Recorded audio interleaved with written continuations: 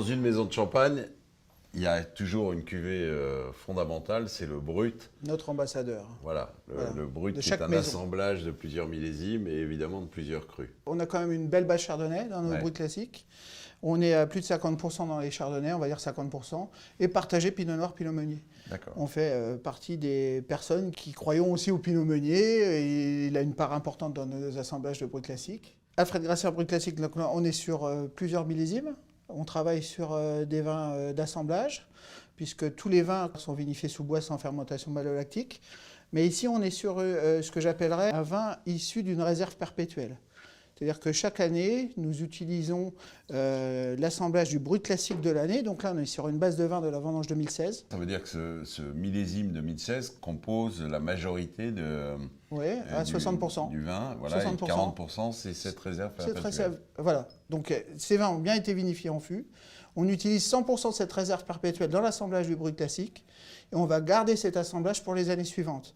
C'est-à-dire que dans ce vin, vous avez du 2016, du 2015, du 2014, 13, etc., etc., depuis qu'il existe des vins de réserve en Champagne.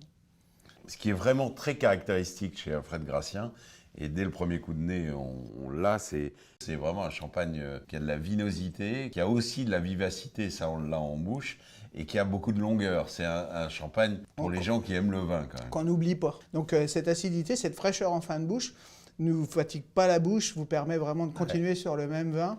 Et on a une intensité assez volumineuse au départ, qui termine tout en délicatesse. Quand on imagine un vin vinifié sous bois, on se dit « Oh là là, le boisé risque d'être ultra dominant. » Va l'emporter. Et en fait, pas du tout. On ressent le bois, mais peut-être plus dans l'ouverture aromatique que ça procure, pas tellement dans des arômes... non, on n'est pas dans le toast, dans la vanille, vraiment dans le boisé. On a un élevage assez particulier, c'est-à-dire qu'on va laisser pendant toute la vinification et l'élevage les vins sur lit, ce qui va nous permettre aussi d'absorber une partie des arômes de bois.